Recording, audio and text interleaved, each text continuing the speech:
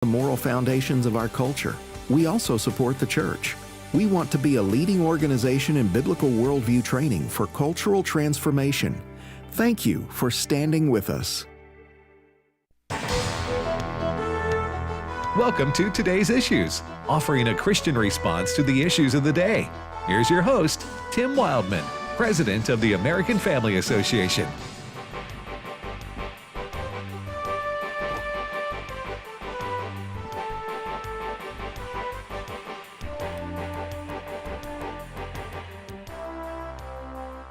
Hey, good morning, everybody, and welcome to Today's Issues on the American Family Radio Network. Thanks for listening to AFR on this Monday, February the 26th, 2024. Hope you had a nice weekend. And joining me in studio right now is Ed Battagliano. Good morning, Ed. Hey, good morning, Tim. And Fred Jackson. Hi good there, morning. Tim. Now, Ed, you went to the National Religious Broadcasters Convention last week in Nashville, right? I did. Did you go, Fred, at all? I was right here with you. Okay, that's what I thought. I usually go, but I didn't make it this time. Fred, you usually go, too. So. We have gone. It's been a number of years, but we let Ed go this year. Yeah. I appreciate it. Although I did listen. We were driving home on Friday. I listened to Trivia Friday, and Jonathan Coker, by the way, did a great job, and you and JJ did great as usual. But you did talk about me. You accused me of going to Atlantic City. I do that? Which I would have gone, but I took the wrong exit. Which is why I don't gamble. You went down. I always do the wrong thing. Right. So, well, good to have you home. And was there a particular highlight of the week? I did go to several of the sessions there, and there was some really interesting speakers and panels. I almost went. President Trump addressed NRB. What night was that? Thursday night? That was Thursday night. Yeah. And I was going to go to that. However, he was supposed to start the evening program was from 7 to 9. There would be 3 other speakers before President Trump. I think he wound up getting there late. 8 o'clock was probably when he was scheduled to speak. But they opened the doors at 4 o'clock. And I told my wife, who went with me, I'm not sitting inside a room for 4 hours waiting. For anybody. For anybody. Except for her, your wife. Well, my wife, I would, if she was going to speak. But I would have been interested to hear the former president speak. But I just 4 hours. So 4 hours. For security purposes. Yes, security purposes. And I think once you go in, you can't really go out and all that kind of stuff. But, well, that makes sense. Yeah. Because he has Secret Service detail, obviously. Mm-hmm. Everywhere he goes. Yes. So I mean that's the luxury afforded a former president, I guess you could say. Now, do vice presidents get that? Do you know? They probably get something. Or I'm not sure if former vice presidents get Secret Service protection. They should for a while anyway. Yeah. Yeah, I was thinking about Mike Pompeo, Secretary of State. I bet he has some kind of security. When he was president for Trump. I mean, when he was, Secretary of State for President Trump. Right. All right. So, well, welcome home. Glad you got home safe and sound, and that you found your way out of the Opryland Hotel. That thing is massive. It really is. Mm-hmm. But well, sadly, the top news story is. It's sad. Yes. It's happened in Georgia over the weekend, or at least maybe not over the weekend, but late last week. Late last week, the death of Laken Riley, 22 years old. Learned this morning and doing some reading, she's a born-again Christian and praised for her faith. For those who don't know what happened, Fred, tell us what happened. Well, last Thursday morning, Laken Riley, 22 years old, she's a student, University of Georgia, nursing student there. In Athens. She went out for a morning jog, and she never came back. And her body was found several hours later. And there is a man arrested, Jose Antonio Ibarra, 26 years old. And that has become the story for at least the conservative media. And I want to talk a little bit more about media coverage of this story just in a few minutes. Because he entered this country illegally back in 2022. He's been in trouble with the law before in New York. He is from Venezuela. In the course of the investigation there by Athens police, they also questioned his brother, who is also in the country illegally, had a false green card. But this is a guy with a record, this guy who's been now charged with the murder of Laken Riley. As I say, Jose Antonio Ibarra, 26. His wife talked to her. Apparently, he was in trouble with authorities in New York. He was arrested for endangering the welfare of a child. Apparently had a little child on the back of a motorcycle without a helmet. But he wasn't deported in New York. He wasn't deported in New York.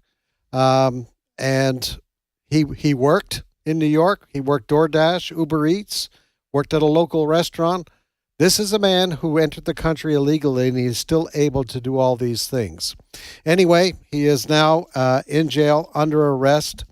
Formally charged with the murder? Yes. Of... And as part of a larger story of what we're learning, there are now apparently these single young men coming in from Venezuela.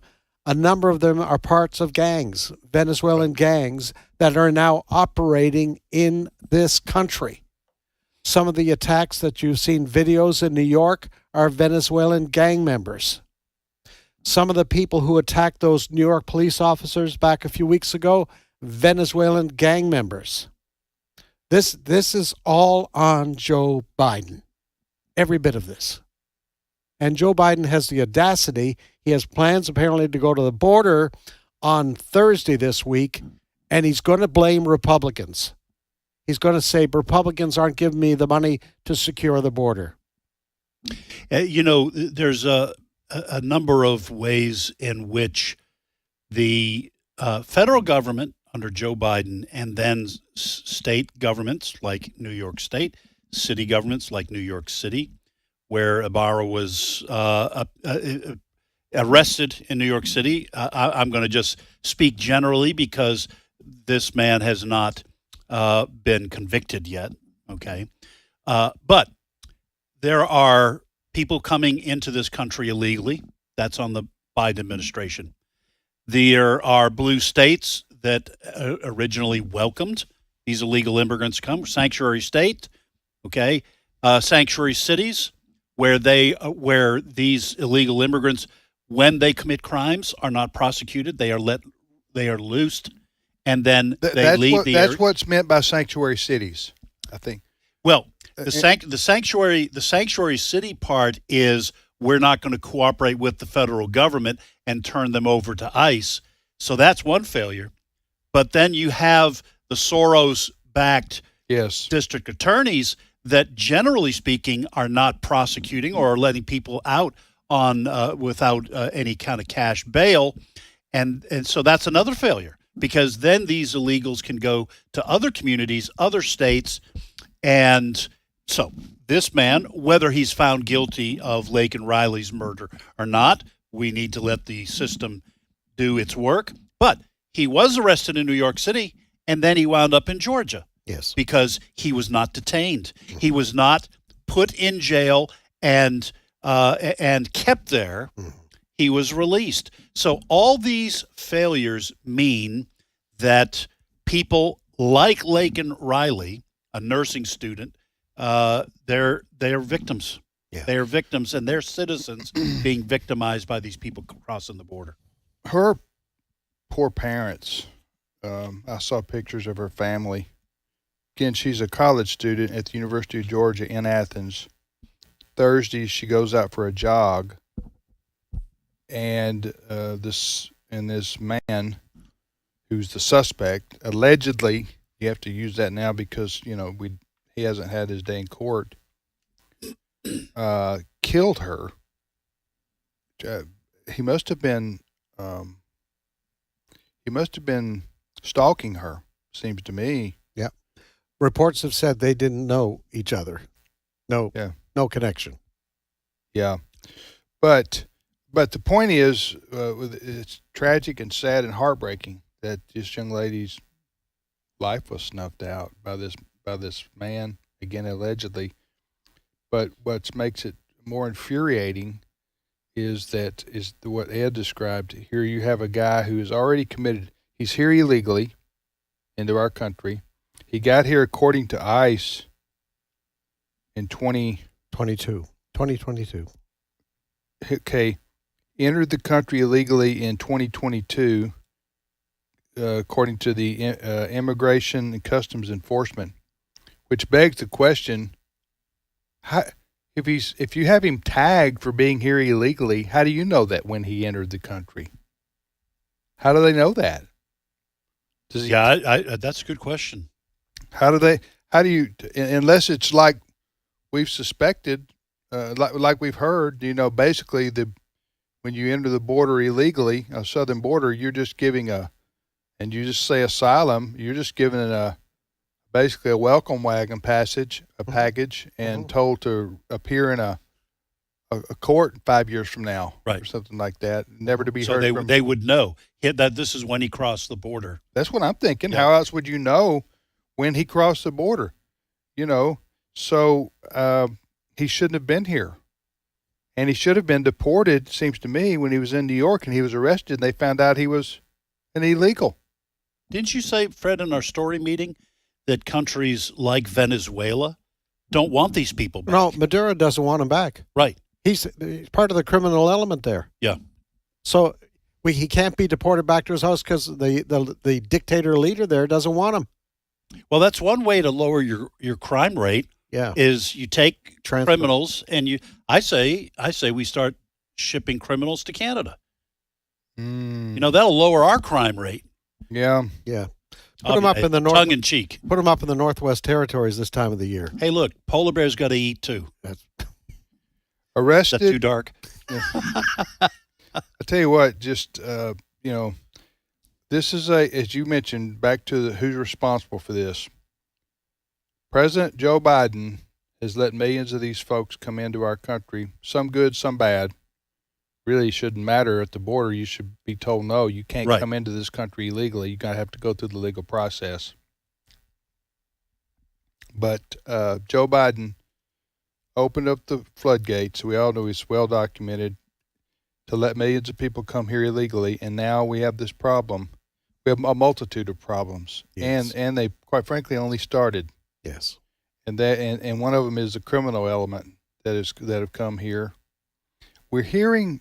You hear reports like, I don't know, 2 out of 3 of these people that are coming from around the world who enter our country are men between the ages of 20 and 30. Single men, yeah. Single men with backpacks. Yeah. I mean, they're just coming here from around the world. Yeah. The Chinese are sending people to the south. What they do is they fly into Mexico City, or then they come up to the border, and then they walk across. Yep. So this is all on Joe Biden. 100%. But that's not the way we're going to hear it. We're going to hear it's... Well, all right, this is the second part of the story to what you're about to say and what Fred brought up at our story meeting this morning. The Associated Press, which represents the left-wing news media in this country, yes, they're the Associated Press. Associated Press is basically a news agency that's used by newspapers and TV stations and radio stations all over America. You subscribe to the Associated Press, and they're basically got a monopoly. If you want to get news, you've got to subscribe to the right. Am I right, Fred? That For is most correct. people. That is correct. And so, what have they done here with this particular story? They have omitted the suspect's immigration status. They're not talking about that the man charged with the murder is in this country illegally. You know what their focus was on the weekend? It just points to the danger of young women jogging in the morning. Well, first of all, I would agree that nowadays that is becoming increasingly dangerous if you're a female. Yeah. I wouldn't let my daughter. I would let my daughter run by herself, except in my front, on the street in front of our house, and I'd be out there in my lawn chair. Yeah, with a shotgun. I mean, it's a dangerous world we live in. It is dangerous, but it is irresponsible, right, for AP, Associated Press, to not cover the fact that the prime Right. suspect Right. is here illegally. And the reason for that is obvious. AP is left wing. Joe Biden is left wing. They let everybody into this country. They're left wingers, so they don't want to make their side look bad. Right. Yeah. It makes their side look bad when you point out, hey, this guy shouldn't have been here in the first place. If he would have been deported or stopped at the border, this young lady, this precious young lady at the University of Georgia, this student, nursing student, her name?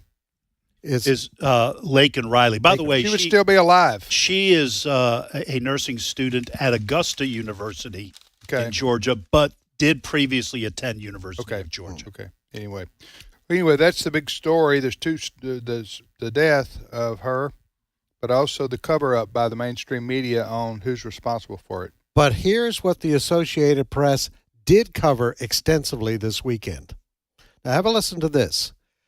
There were vigils across the country for this. And this has to do with the story of a person, Oklahoma teenager Nex Benedict, who identifies as non-binary. So What does that mean for those who don't know? Well, that means most people for all of human history, the vast majority, understand that the human race is divided into male and female. Okay. That it's a binary. You have two.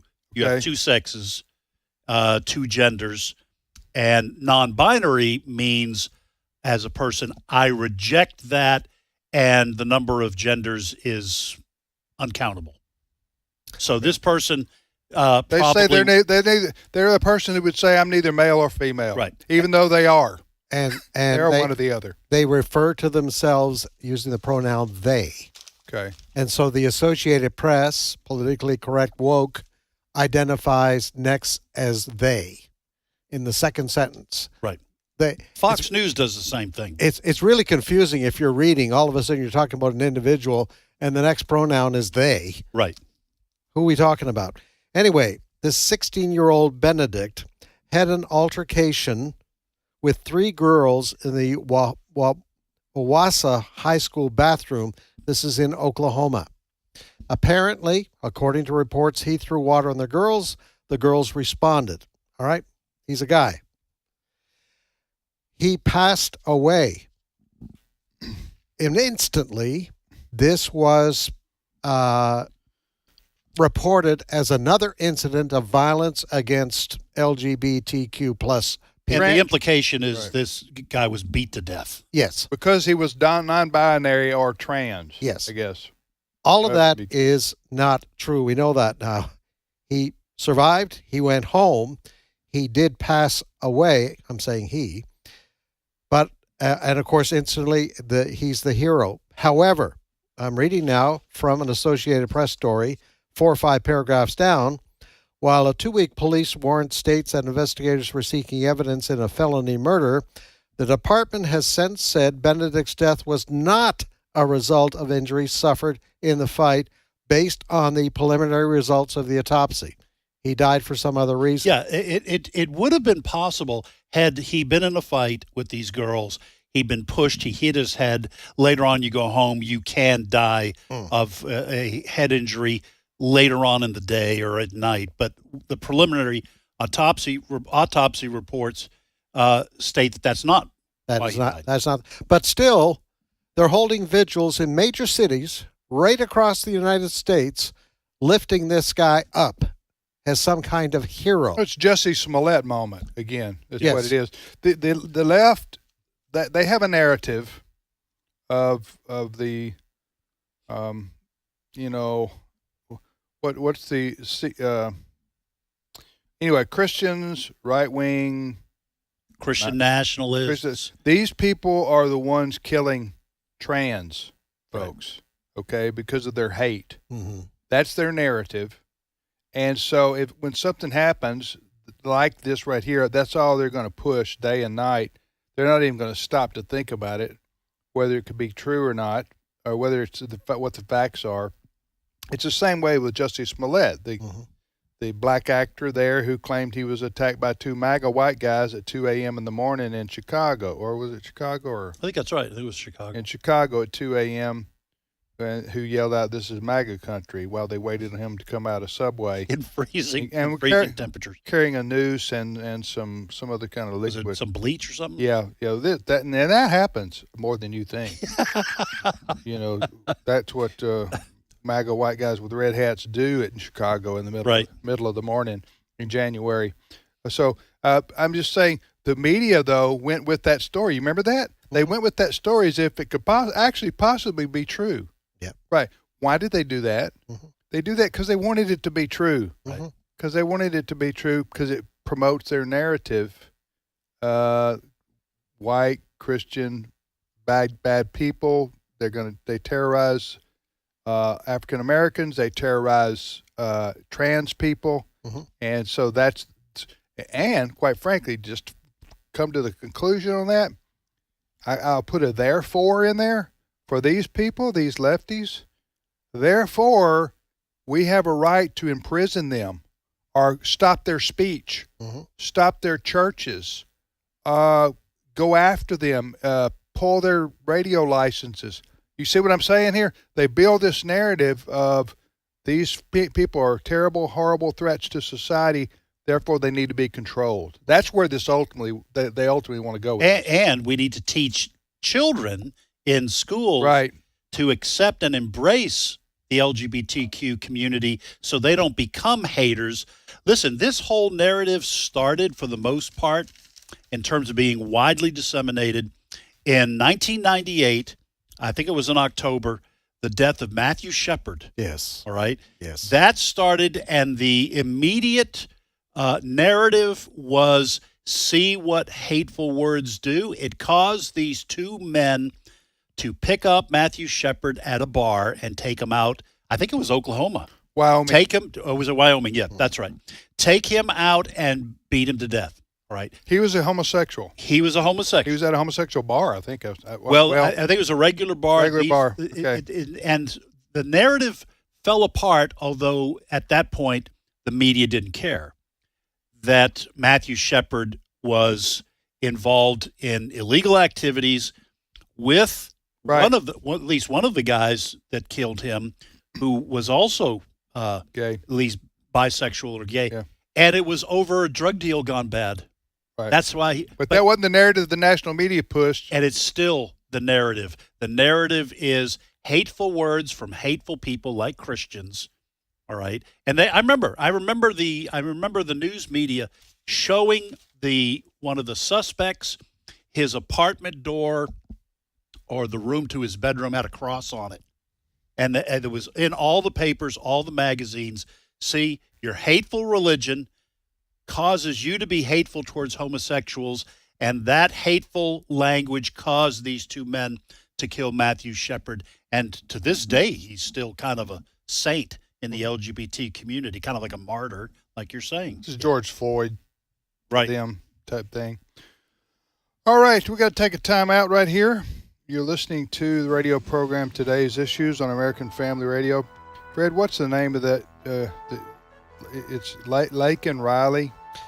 Yes, Laken Riley. Yes. She was the young lady who was killed. Yes, Laken Riley, 22 years old. I would just ask people to pray for her parents, her family, because I can't imagine what they're going through. And not just just the heartbreak, but the frustration and anger that this should never have happened. Right. All right, we'll be back momentarily with more of Today's Issues on American Family Radio.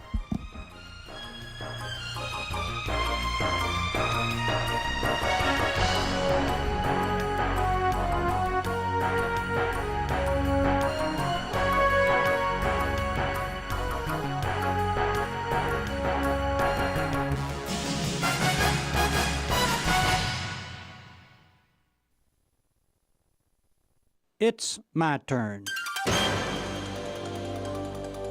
Here is your host for My Turn, Don Wildman.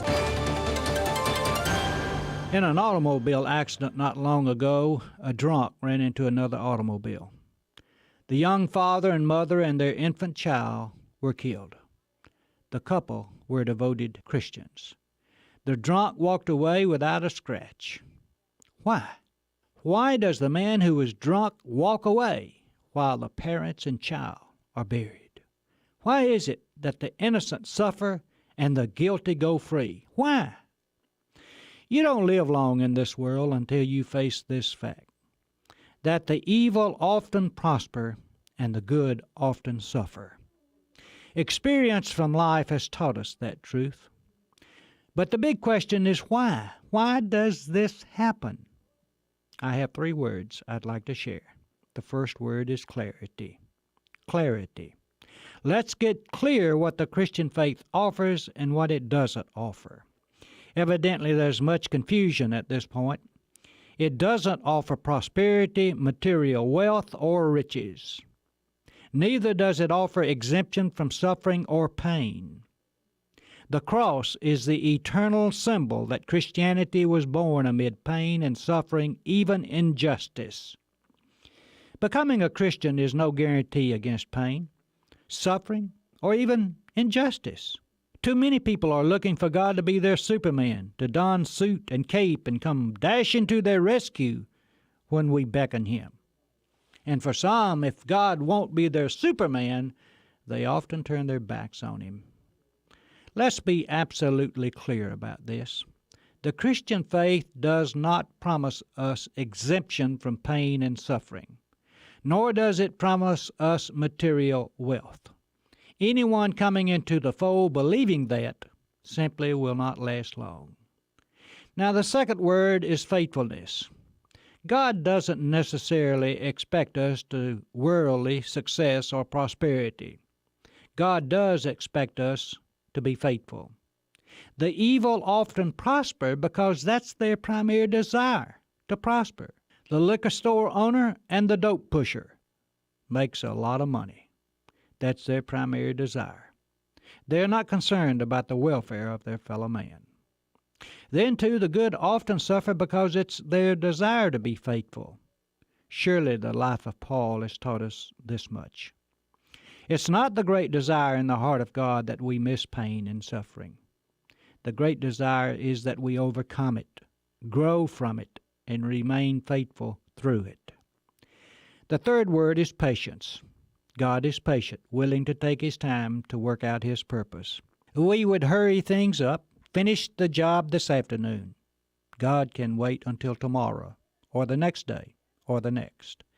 We would destroy the evil people. God would change them, and sometimes change takes a little longer than destruction. And be careful who you place in the evil category. At times it's hard for any of us to be exempt. Much of all of this we do not understand because we do not have the mental capacity to do so. 2 boys watched the parade go by. One watched through a knothole in the fence. The other watched from a tree above the fence. The one who watched from the knothole said it didn't make much sense. The one who watched from the tree said it was the grandest sight he'd ever seen.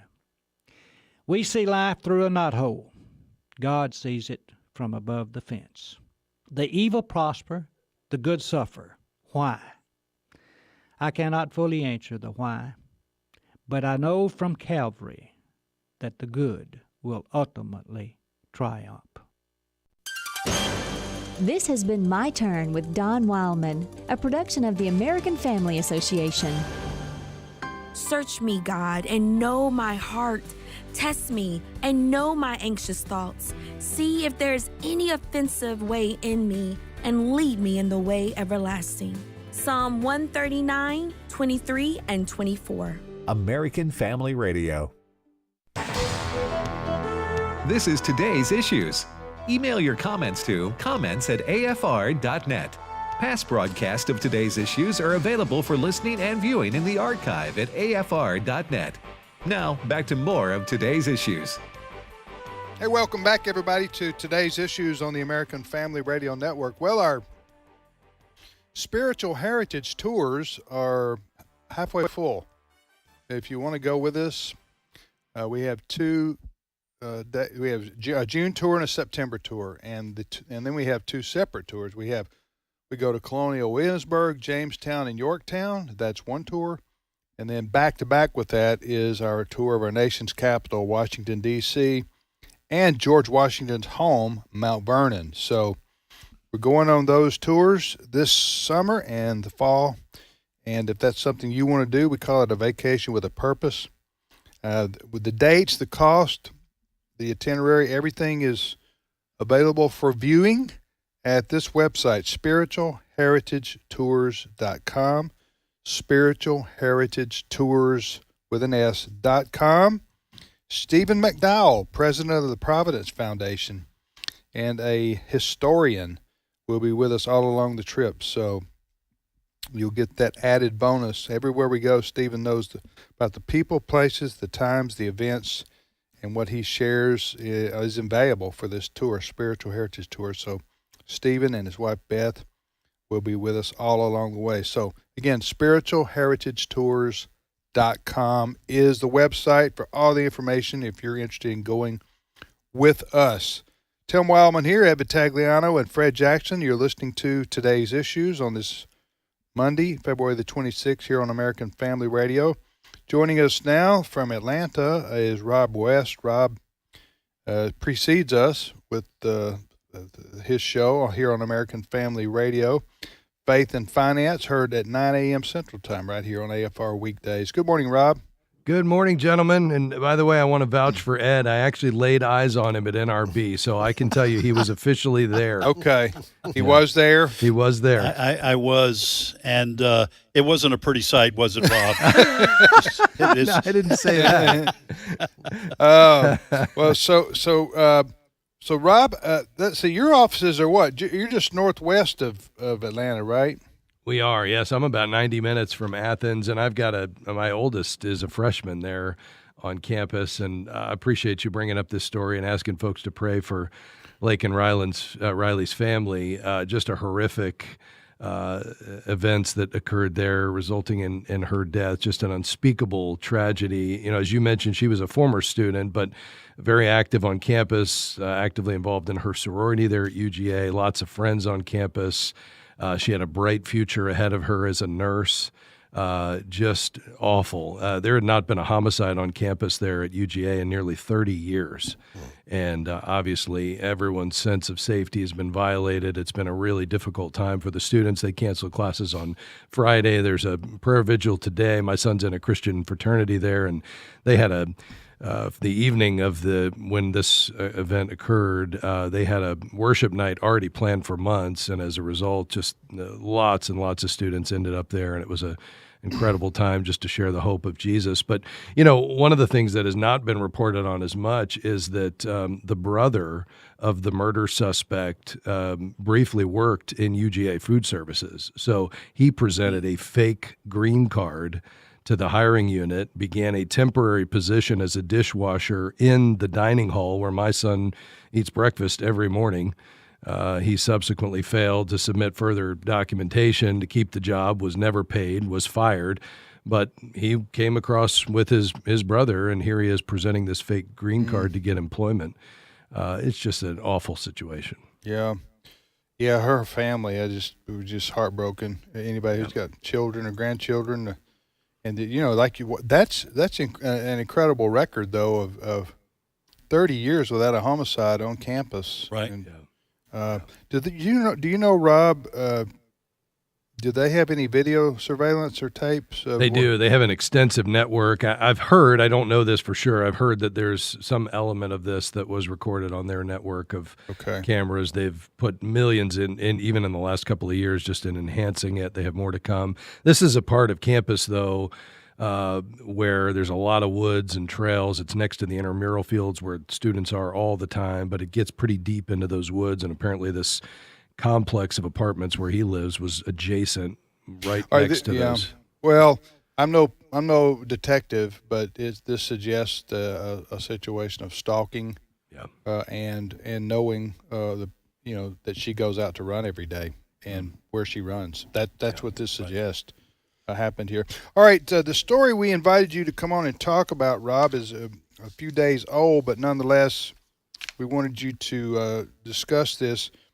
You want to set it up, Fred? Yeah, it's quoting a famed financial analyst, Richard X. Is it Bove? Beauvais. Beauvais? All right, French. Come on, I guess. Fred. You're from I should know. Canada, man. Yeah. Be better. He's Be better than that, Fred. He's predicting the fall of the U.S. economy and says China will take over as the money superpower in his final forecast ahead of his retirement. Says the dollar is finished as the world's reserve currency. There's a lot there. Whole bunch. Well, I guess the bottom line is, well, not the bottom line, but first step is the U.S. dollar is what's called the world's reserve currency. Can you give us a layman's definition of that in 2 minutes?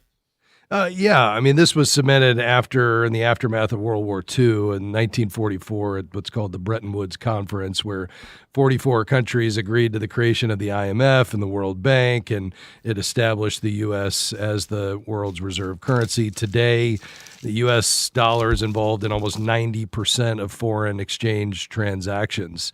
And so we're clearly the leader, the most trusted, and I think that's the key as it relates to what's being described here by Mr. Beauvais, who I think appropriately predicted some of what happened with the financial crisis, but is also considered by many folks to be somewhat of an alarmist. I would describe what's taking place as a slow leak from the U.S. in terms of our dominance in reserve currency status versus a collapse.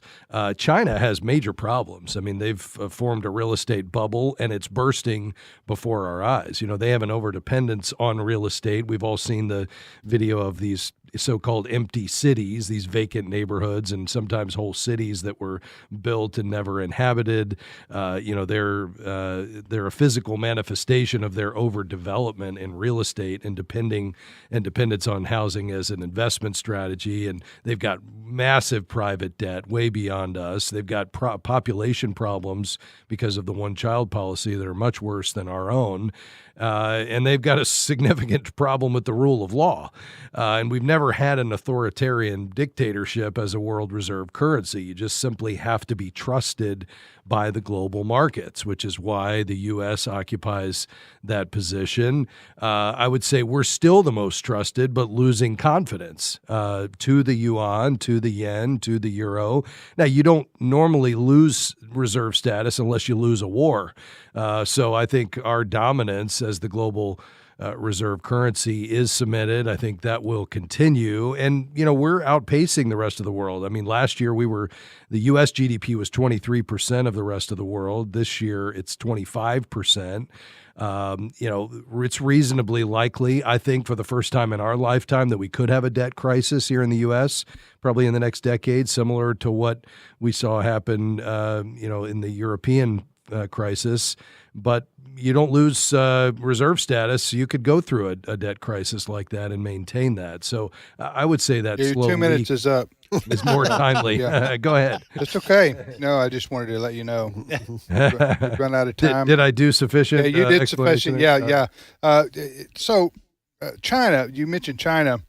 Yeah, because if the U.S. dollar was going to be replaced as the world's reserve currency, that is the premier currency in the world that, as you say, that is trusted, it would have to be replaced by something. Well, there's nothing in the world that, looking around, I'm just a layman here. I know you study this for a living here, but there's nothing in the world that comes close. No, at least, no. So that's exactly right. I mean, even the BRICS, right, in 2006, so, Brazil, Russia, India, China, right. But you've got Russia and China as a part of that foursome. And, it's kind of like the joke, you remember the joke about the guys that are out in the woods and they see a bear coming and one stops to put his sneakers on. The other says, you're not going to outrun that bear. He says, I don't have to outrun the bear. I just have to outrun you. And, and I think it's the same idea here with regard to the rest of the world. Who's in second place? Yeah. Ed, Fred? Well, and Rob, one of the things that Tim and I have talked about, this goes back, 10 years we've been talking about the increasing debt. And it didn't even start with Barack Obama, but it certainly went through the roof. But we would frequently talk about, well, how many trillions can we be in debt before it, has before you risk collapse? And one of the things Tim would always say is, well, if it did collapse, it would certainly take the the world economy with it. But if you're already at the top of the heap, Right. relatively speaking, if everyone goes down, you're still at the top of the heap. That's Is exactly that fair right. to say I think that? that's a fair assessment because it's, again, you have to look at who's in second place here and who would come in. I mean, we passed 100% debt to GDP back in, I think it was 2013. We're now at about 125%. Can we sustain that? Yeah, but the trajectory is a disaster. I mean, the amount of debt we're adding to it with, now interest about to be our largest federal expenditure annually. That's not the case today. It soon will be, especially with these higher interest rates, is a real problem. We've got to deal with it. But you're right. Who is going to come in and replace us? I would say you said, quote, we've got to deal with it. I would say, quote, we never will. But it'll have to be painfully experienced. That's my view. But It'd be forced on us. Huh? It'd be forced on us. Yes, but that's out in the future. Okay, that's out there down the road.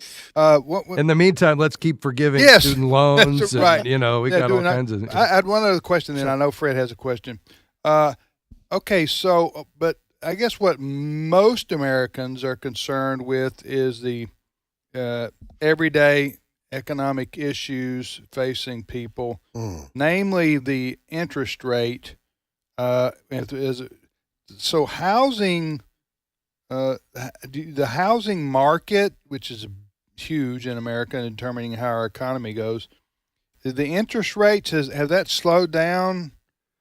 Go ahead, talk about that. You sure? Yeah. I mean, so it's a lagging effect, right? And so we've not fully felt the effect of it because the average person has just hunkered down. They're not moving unless they absolutely have to. So most people are still, despite these higher interest rates, enjoying those 2.5%, 3% rates that we got so accustomed to, and they're not about to move. The question is, how long is this going to go on, and how many people can avoid having to reset that mortgage by moving and jumping up to 7%. But housing is the least affordable it's been ever right now when you combine the fact that we've got the average home in America now north of $400,000, and we've got these interest rates up at, even though historically they're still on the low end, they're, 2x what they were, a couple of years ago, and it's just creating a real problem. Fred? Well, Fred here. So it's clear for our audience. So the prediction of this gentleman is you're not agreeing. Mr. Bove. Yeah, that it's, we're not going to lose superpower status for our currency. However, you're not saying that Bidenomics is a success because by any stretch of the imagination. So you've got this big umbrella issue that, our currency is going to remain the dominant one. But underneath that, the American people are saying we're hurting. And I don't see anything in Bidenomics, although the Democrats tried to argue this, that we're going to dig ourselves out of this hole anytime soon.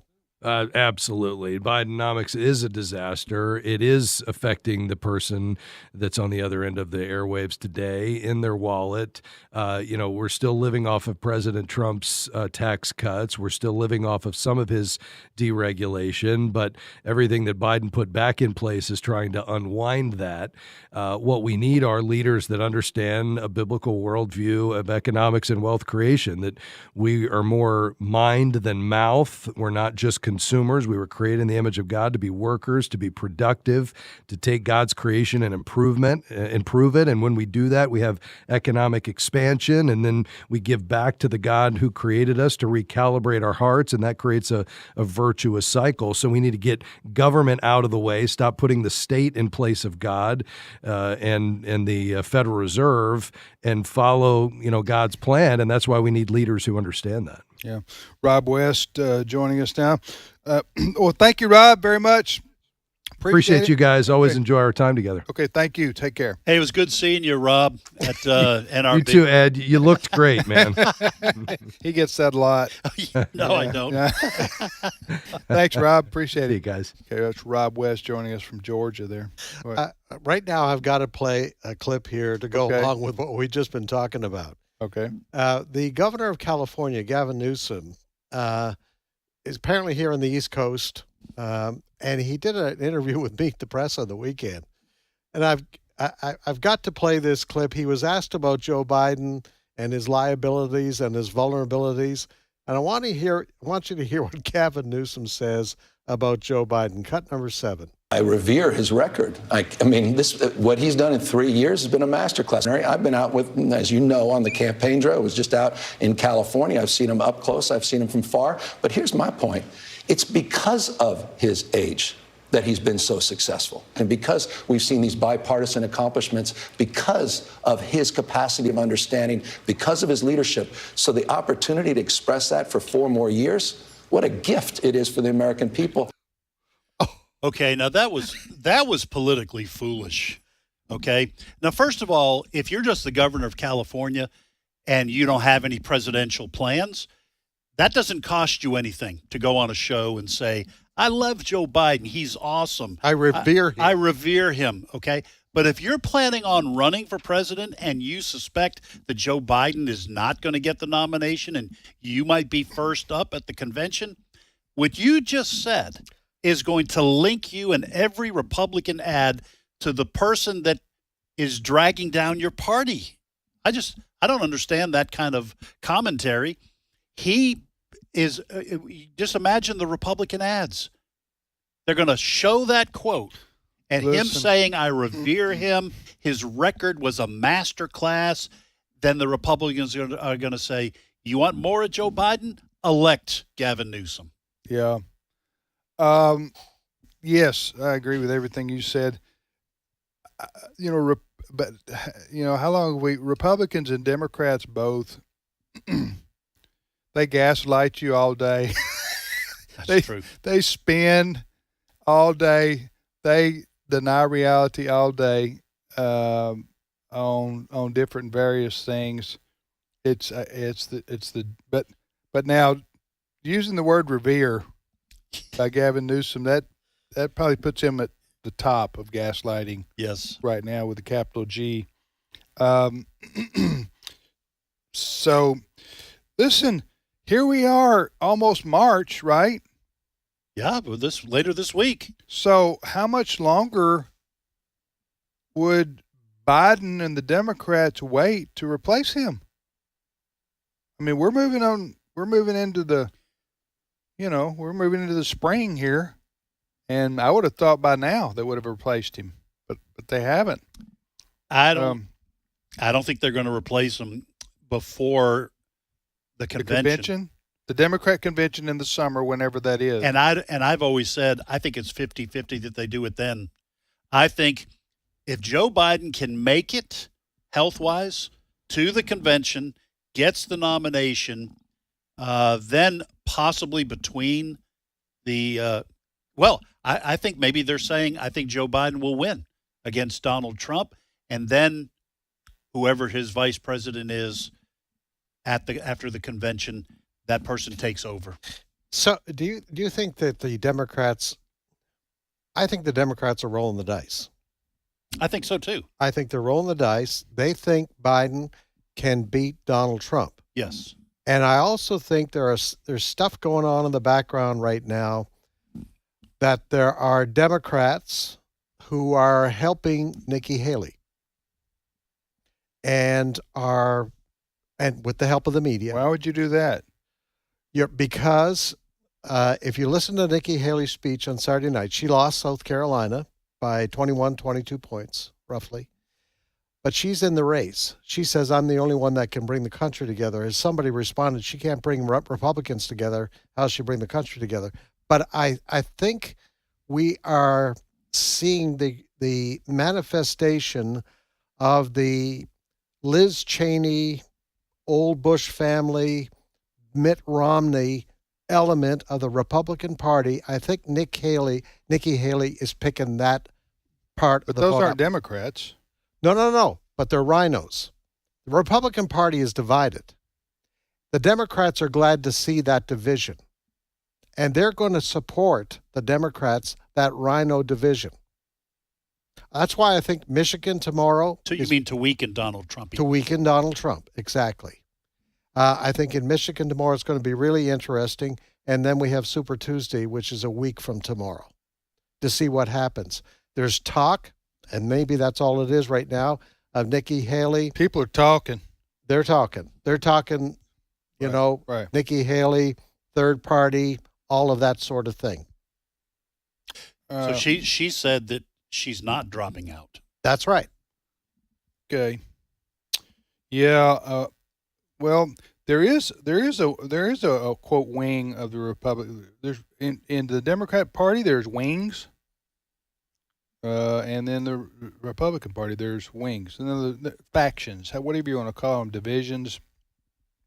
But they all join together when it Right. in the end, because you had Bernie Sanders v. Hillary Clinton. Remember that? Right. And you had Biden. Remember, he was like sixth among the Democrats when And he then ran. everyone said, we're dropping out. Right. We're supporting Joe Right. Biden. Right. With Nikki Haley, okay, let me offer a alternative. Maybe not disagree. I'm not disagreeing with you, Fred, although you were just quoting experts. And I'm not suggesting that I even believe what I'm about to say. I always have to say that. I'm just giving you an analysis, maybe or opinion that's maybe different from that. That is this. It's clear that there's 30 to 40% of people who voted in these Republican primaries who don't want Donald Trump to be the nominee. Okay? Listen, otherwise a 60-40 beatdown in your home state against, and that's what I would call it, against Nikki Haley, that's something to celebrate, right? Yeah. But when you're viewed as the incumbent and you only get 60%, that's not good. Now, you might say, well, that's in her home state. Obviously, she's going to get more than she would in, say, another state where she's not the former governor. I guess that will be the test in Michigan, seems to me. You're saying if he starts beating her 80-20, 90-10, and she doesn't have any money, she'll have to drop out. The Koch brothers said this morning they're going to stop giving her money. Right, but Pepsi brothers, they're coming in. They're coming in. Did you not hear that? Coke's out, Pepsi's in. No, but we'll see. Mm-hmm. Is she able to get 60-40 in Michigan, or does he begin to dominate with bigger numbers? I guess that would be what remains to be seen. But, you know, I think she's also thinking if he doesn't make it, Trump doesn't make it for whatever reason, I'm going to be number 2 in delegates. You know, going into so I'm going to stick it out. That's a legitimate strategy. The way the primaries and the conventions operate, if you stay in the race and pick up 35% of the delegates, and this is probably a calculation that the Nikki Haley What if Trump has a heart attack in June? Or one of these lawsuits or prosecutions right. puts him in prison. And I'm not saying that I think that's going to happen. I'm just saying if he cannot get the nomination for whatever reason, she makes the case, listen, I was number 2. Right. I faithfully went through the process. Right. I stuck it out. I fought the good fight. I finished second. Now he's not there. Right. So I'm just saying that may be what she's thinking. Yeah. You know, at least right now. But, you know, that's one thing to say I'm staying in right now. And then 2 weeks from now, they come in and say, ma'am, we can't go to lunch today. Yes, that's true. Why is that? Because we got $7.25 left in the campaign. You know what I'm saying? That could happen. That kind of thing could happen right there. But also back to Biden and Trump. Biden could be at the point of his dementia, if that's what he has, where he's too stubborn. And he says, they come and say, sir, we'd like for you to back out, you know, and give Gavin Newsom the baton. He said, no, I'm not. Right. I'm good. I'm still good. Yeah, I'm good. Going strong. I'm going strong. Now, where's the ice cream? We'll be back in 5 minutes. Stay with us. The views and opinions expressed in this broadcast may not necessarily reflect those of the American Family Association or American Family Radio. Faith, family, freedom. American Family Radio. So I found a dress for the party. Awesome. Not really. I went to try it on, but Emma, there was a man in there. A man? I told customer service, but they said it's our policy. What? Target allows men into women's restrooms and changing areas. The American Family Association is calling for a boycott of Target until they reverse this misguided policy. Sign the pledge at afa.net. This is American Family Radio, a listener-supported ministry of the American Family Association.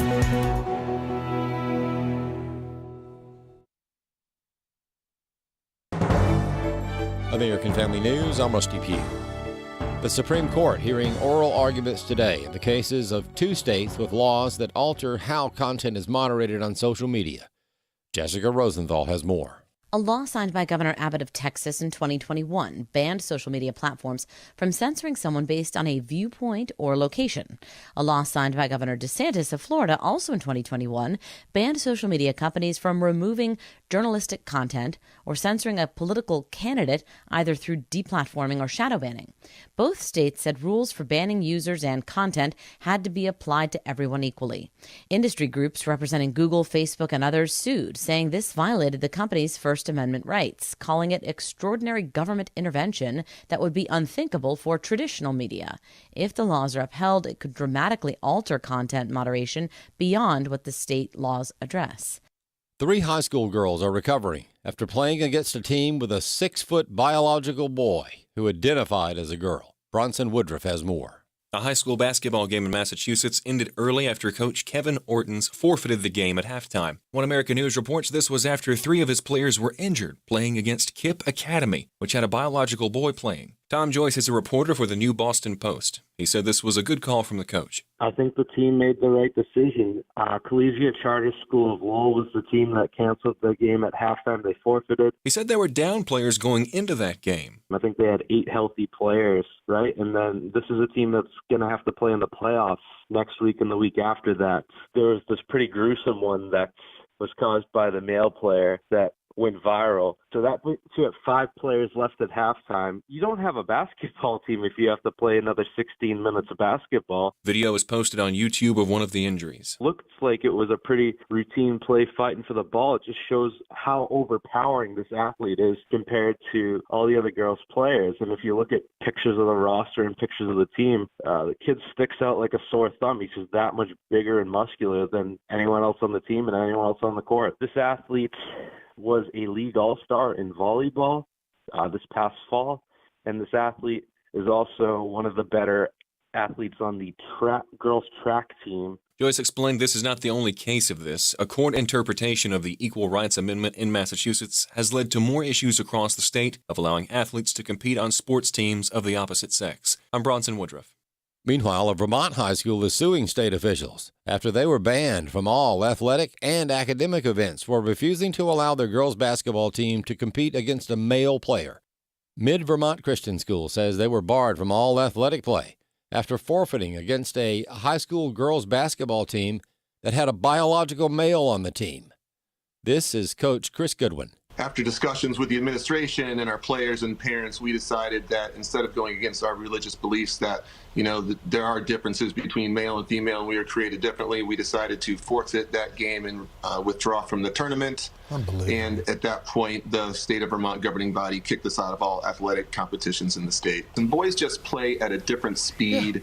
A different force, than the girls play at. It's a different game.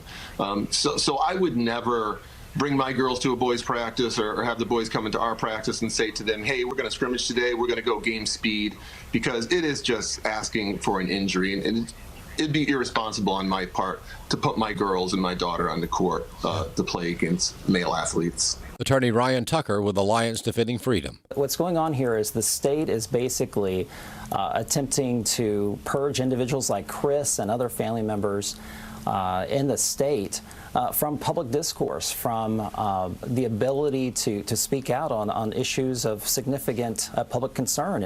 And the state is completely failing to consider the biological reality here, the health and safety consequences. And we filed a lawsuit on it. We're very confident that we're going to prevail. U.S. stocks are drifting near record levels today as they head for the final stretch of what looks to be their latest winning month. More news online at afn.net and the AFN mobile app. I'm Rusty Pugh. The world around us is constantly challenging the way we think. That's why we need a constant source of information that's based on the unchanging Word of God. I'm Jeff Chambly, and I invite you to join me for The Stand Radio, a weekly program that highlights the latest trends in culture, faith, and family. You'll hear insightful interviews with a biblical worldview application. The Stand Radio, Saturdays at 4 p.m. and Sundays at 8 p.m. Central on American Family Radio. Today's Issues continues on AFR with your host, Tim Wildman, President of the American Family Association.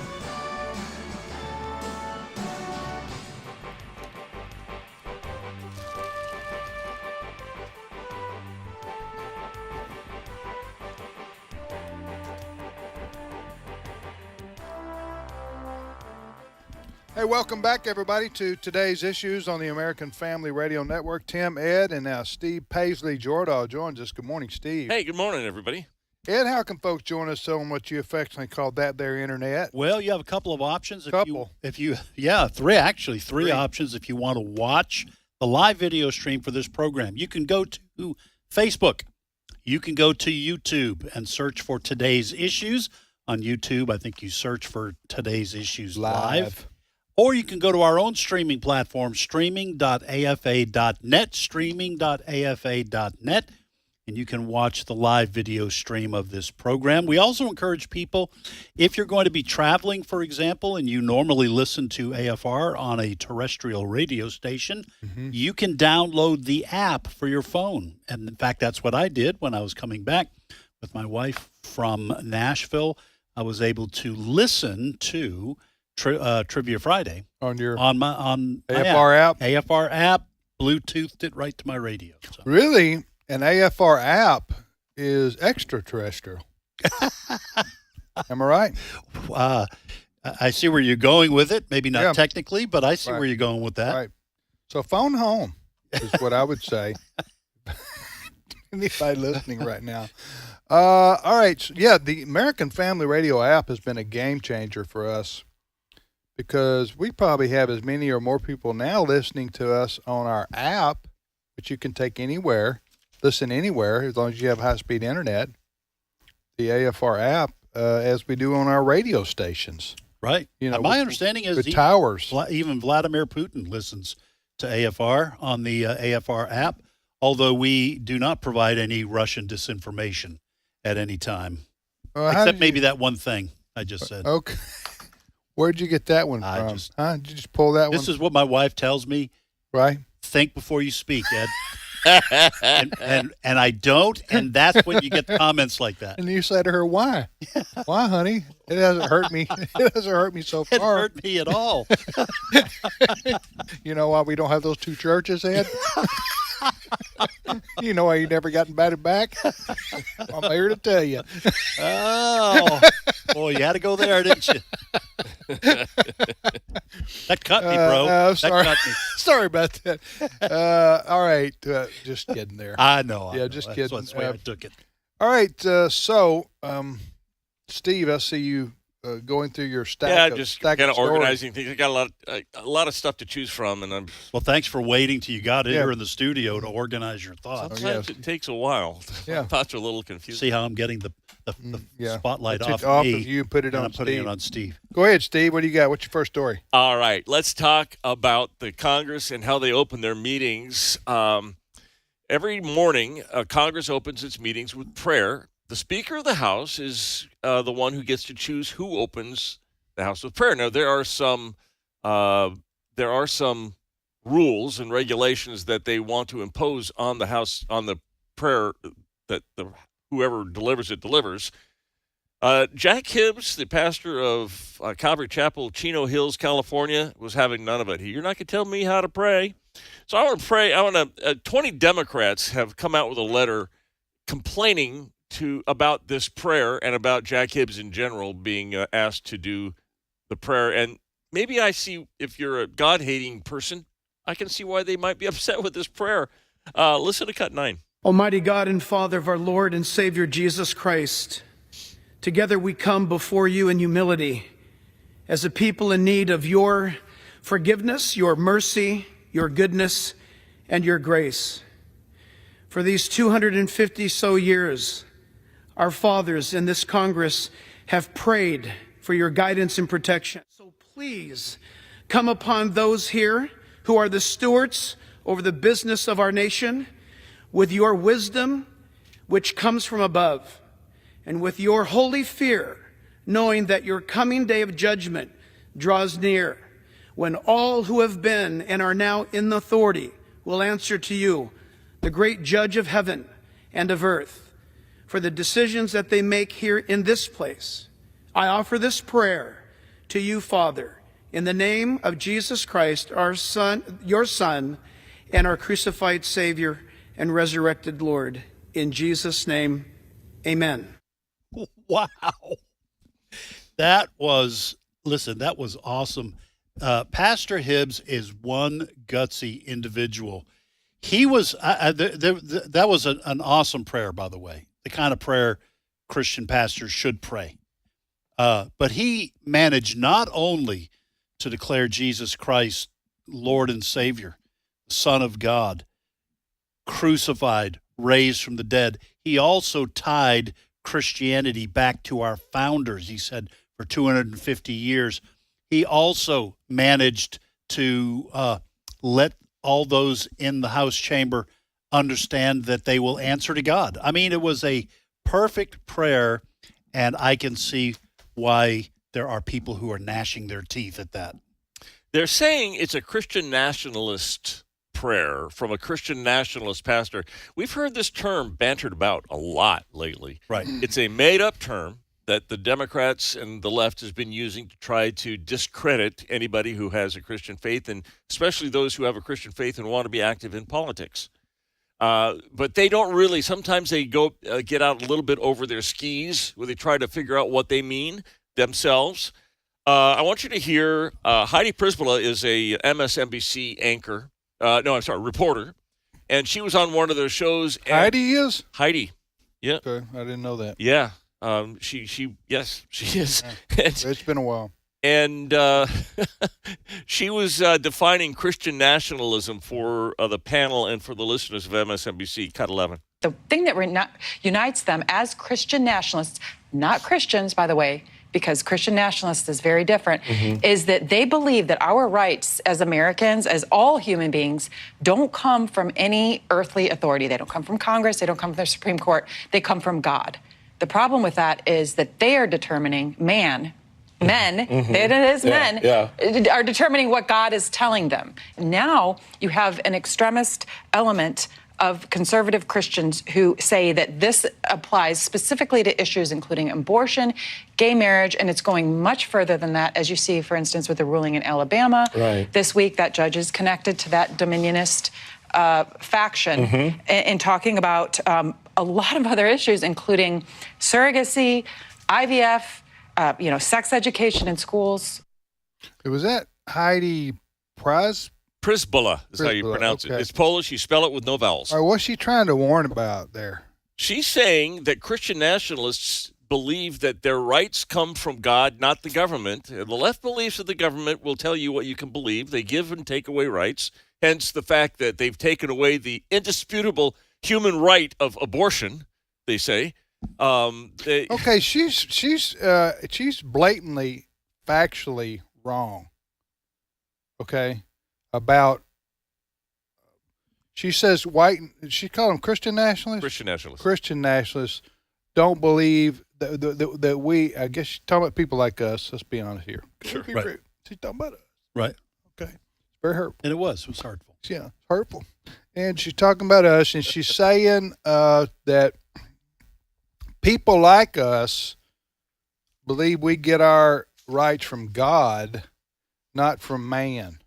And that's scary, she's saying, right? Right. Have I boiled it down? Yeah. Yes, Right. and that Christians believe that God has something to say about abortion, marriage, and such. But we're getting our marching orders march from the original documents of our founding of our country, namely the Declaration of Independence and the U.S. Constitution. I would say that I agree with that our rights do come from God, but it was reiterated in our Declaration of Independence. which calls them unalienable rights. That's what I'm saying. Given by the Creator. So does she ever answer that? Because that's what she's accusing of people like us of believing in, the words of the Constitution. She defended, she says that, like, for example, Martin Luther King would talk about natural law and all that kind of stuff. So in her voice, as long as it's her thoughts, as long as it's a liberal cause or something that she can go with, she's okay with saying it's not a government. You shouldn't be able to take away a right that we think should be a right. But she's completely ignoring the fact that what they're trying to do by I mean the liberal news media in this country, they're trying to scare the mess out of the general public about people like us. That we're going to, Jack Hibbs, our desire is secretly and sometimes openly to impose a theocracy on America. That is to say, Tim Wildman, Ed Battagliano, and Brother Steve there, we would like to see forced baptisms of every American citizen. And until we get that, you know what I'm saying? And forced church attendance. Right. Until we get that, our goal is not going to be finished, right? That's what we're about. That's why she mentioned dominionists, because those members of the Christian faith, especially in this country, who, and there are some who believe that our government should be influenced by the law of Moses, for example, and you should stone homosexuals. And does that mean shrimps out? Because I got to draw the line right there, my friend. I don't. That's a good point. I don't know. I'm not a dominionist. I just want to let folks know. But she mentioned dominionist because she is accusing now Christian nationalists, to Steve's point, a made up term, of wanting to determine what those natural rights are, and instituting rule by priest. In some way, this is a little bit simpler than that in my mind as well. They make up the term Christian nationalists, and they make up a definition for what Christian nationalism is.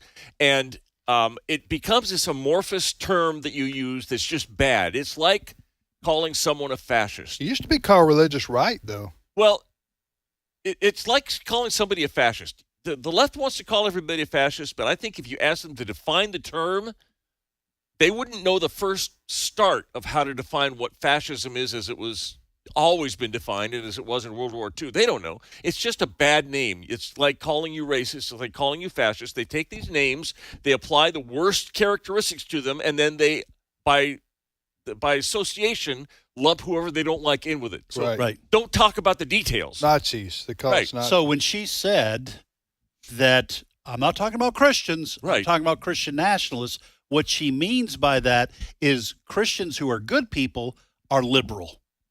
Christians who are not good people, who are conservative in their political views, those are Christian nationalists. Those are the ones we need to be worried about. And we have to be worried about them because they're coming to take away all of our rights.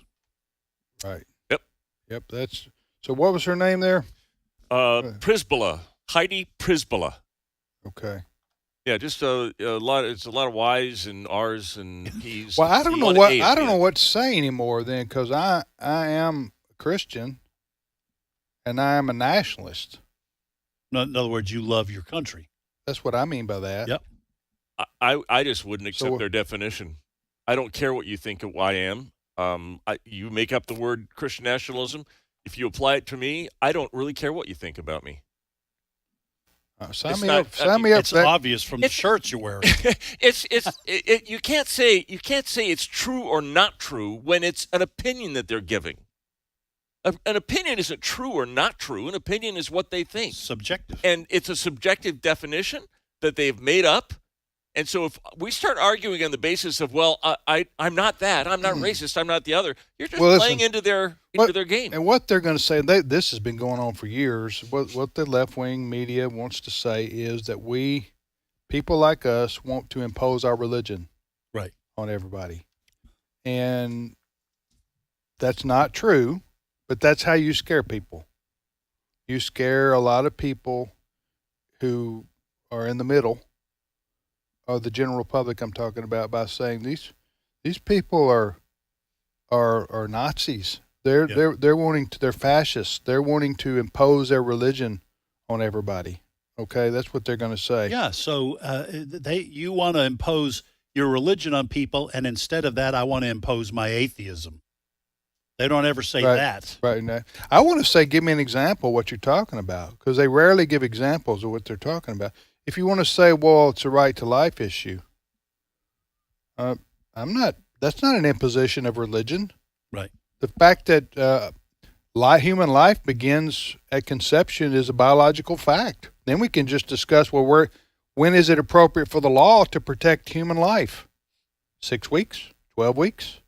Let's talk about that. Let's discuss that. I think they should be honest. I think they should say, if you're a Christian, you're not allowed to vote, because your faith informs your way of looking at the world.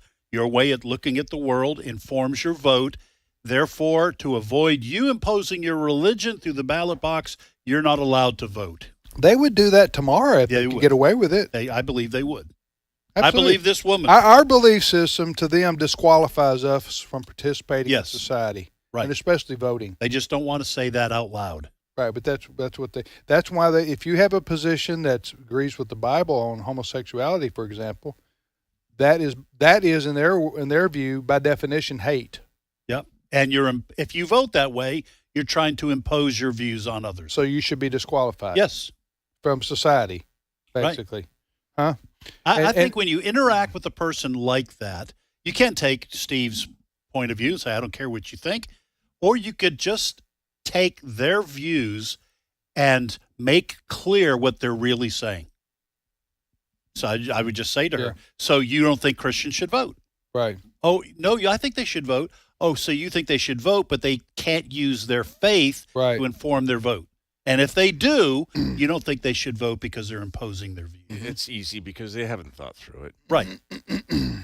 Again, I'm sure she wasn't challenged on this. No. All right, next story. All right, we've just found out today that President Biden is going to be making a trip to the border. He will be heading... Taco Bell? Oh, I just came up with that. That was, see? High five me, Ed. Yeah, yes, sir. How about that? Sometimes you should say what you're thinking without thinking about it. I should. Okay. Yeah, that was funny. I don't think they got a soft serve there at Taco Bell. Better go down to Chick-fil-A and get some good ice cream. Don't go to McDonald's because their machine's broken. High five, Ed. Yeah, high five. We're killing All right, it. you want to stay with us, Steve, or you want us to keep going? That's fine. You're doing great. Okay. No, it's not a trip to Taco Bell unless there's a Taco Bell in Brownsville, and then maybe he will be going there because he's heading to Brownsville, Texas. Texas, okay. On Thursday. He's going to visit with Border Patrol there. Right. By the way, guess who else is in Texas, is at the border on Thursday? Donald Trump will be in Eagle Pass. Same day. So how far are those apart from each other? About 380 miles. Oh, okay. I find it interesting that that all of a sudden the Democrats and Joe Biden are extremely interested in the border. I've got to go to the border. He called for this surge and hasn't cared a thing about it until, the election starts heating up. And people start caring about it, and so, he's got to do something. So I think that's stupid. I think that is a stupid move by the Biden team, whoever made that decision. You've ignored it all this time. Just keep ignoring it. There's no reason to go down and bring attention to your failure. Right.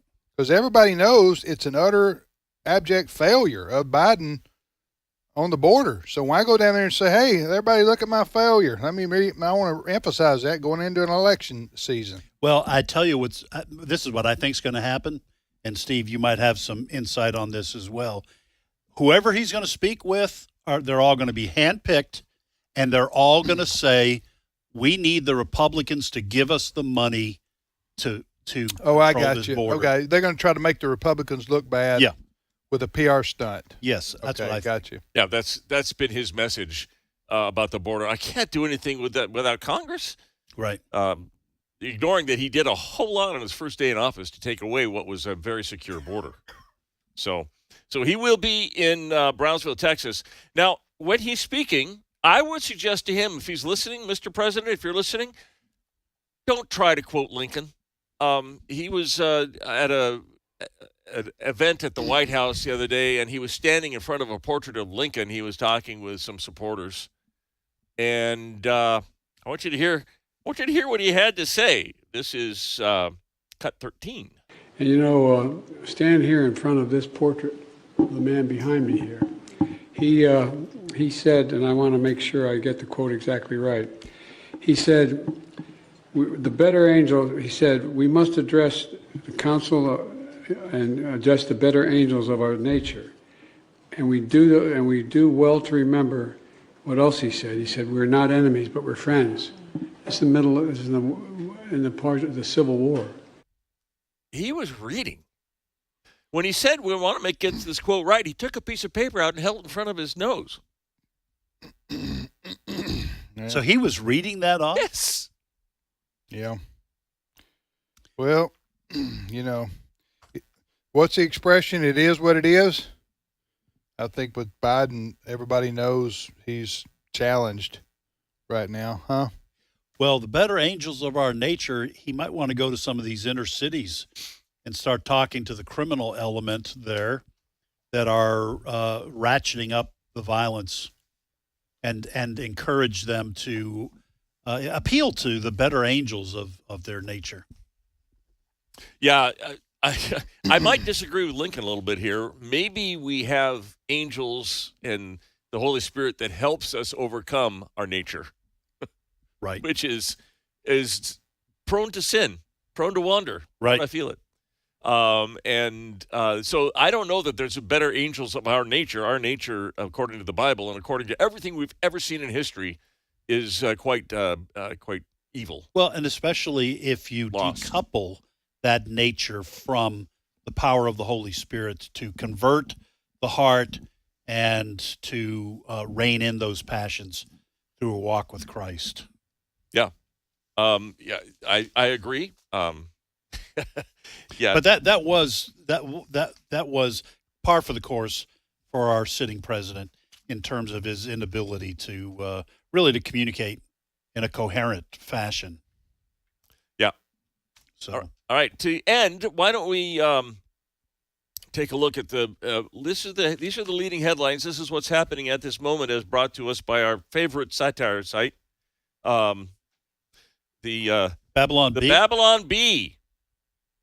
So the New York, did you see the New York Police Department, NYPD, has a dance team? I did. Yes. The only reason I know that, Steve, is because in one of our story meetings, you showed me the video, and now I can't unsee it. I know, right?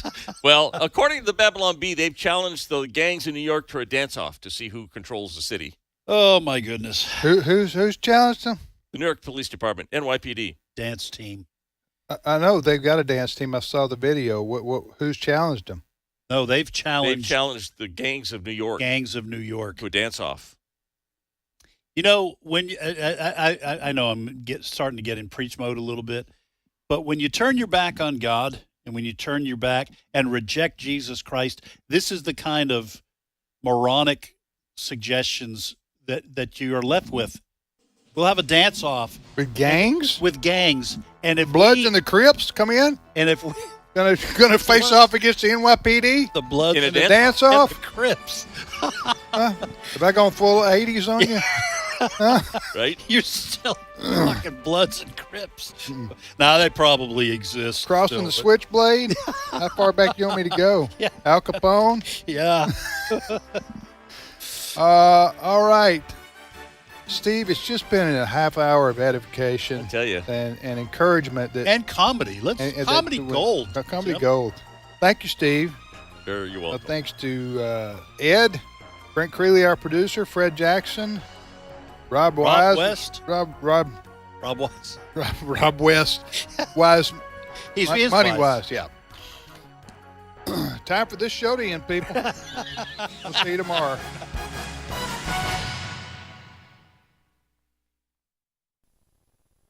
Hello, everyone. I'm Tim Wildman, president of American Family Association and American Family Radio. Well, on Friday,